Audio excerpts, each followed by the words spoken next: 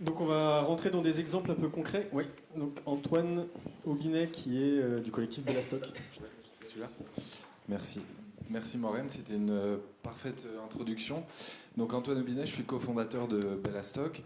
Bellastock est une association d'architectes qui existe depuis 12 ans. On est 11 architectes dans l'équipe. On a des profils très différents. Il y en a qui sont très constructeurs, d'autres urbanistes, chercheurs. Ah non, je sais, mais je profitais du temps de la mise en œuvre parce que j'avais pas prévu de vous présenter Bellastock, mais ok, on est parti.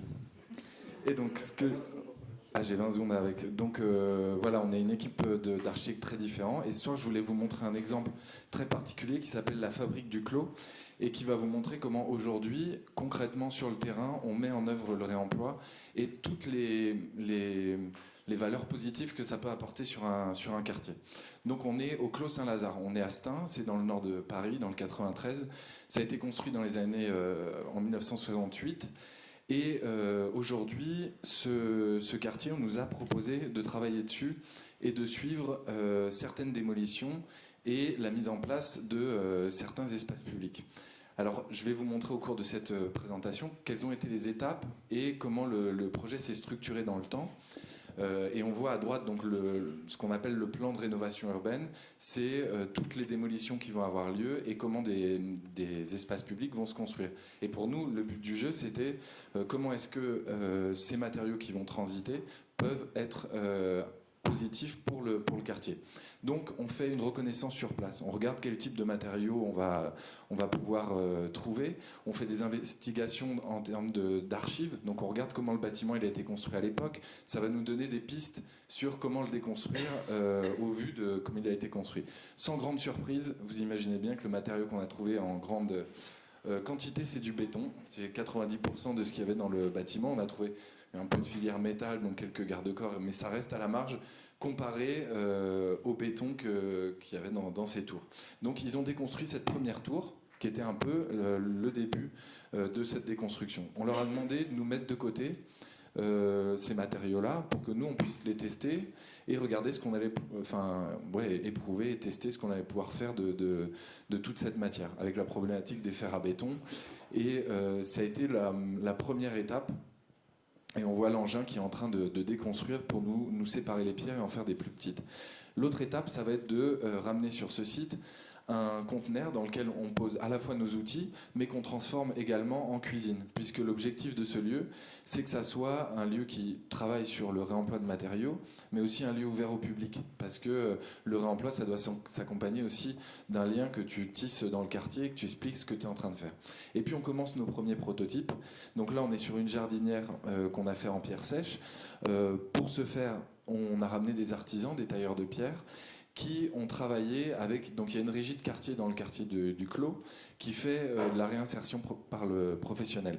En général, ils travaillaient sur la question des espaces verts. On leur a proposé de les faire monter en compétences sur tout le travail de revalorisation des pierres. Donc on part des bétons qui viennent des tours, donc ça c'était un mur d'appartement, et on le transforme en dallage pour les futurs espaces publics.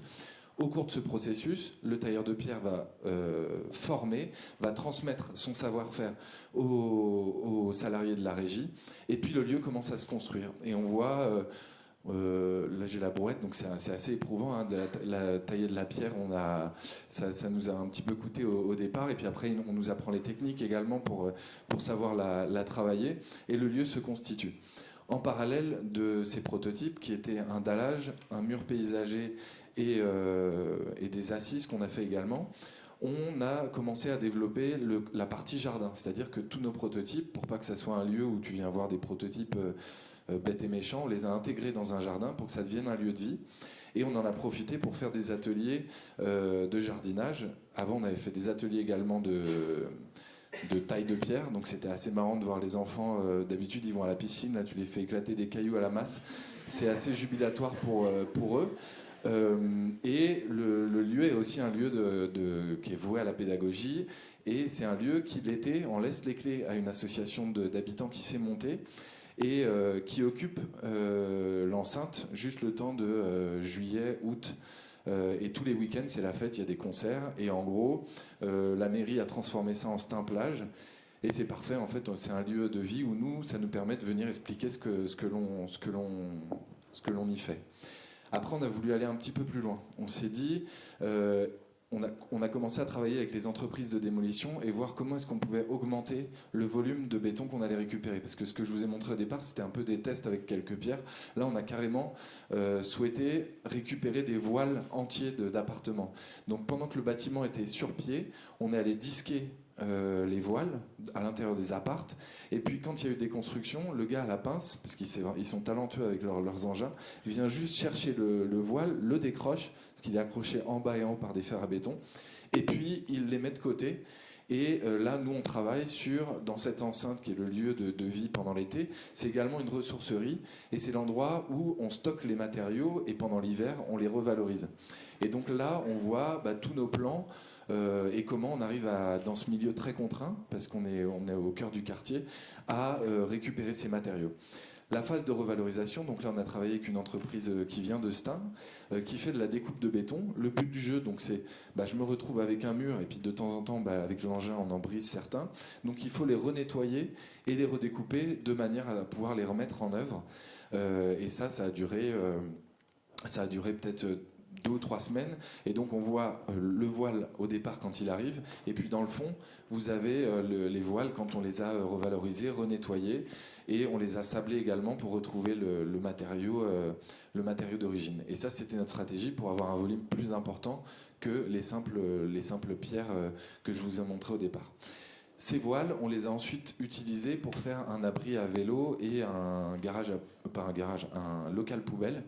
Et donc là, on a le voile qui est reglissé dans 2 profilés métalliques. Certains voiles qu'on a coupés en lamelles, on les a utilisés comme brise-soleil, c'est ce qu'on a sur la droite. Et puis, ce local à vélo, on l'a nettoyé, on l'a peint. Et aujourd'hui, c'est ce qu'on présente au cœur du jardin. Et chaque prototype a son panneau, puisque ça nous permet en fait d'avoir un support de discussion quand un habitant nous demande à quoi ça sert et comment ça a été fait. On est en mesure de lui expliquer l'ensemble des étapes. Et aujourd'hui, ce qu'on prolonge, c'est tous les ateliers qu'on fait une fois par semaine pour les enfants, donc maisons de quartier, des collèges.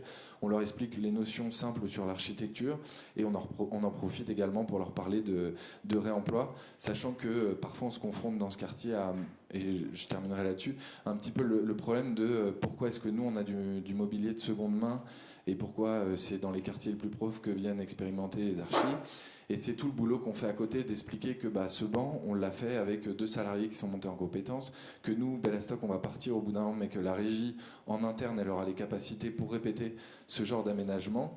Et finalement, là, il y a un regard qui change sur ce qu'on leur présente. Donc voilà un peu notre travail sur la fabrique du clos. Merci pour votre attention.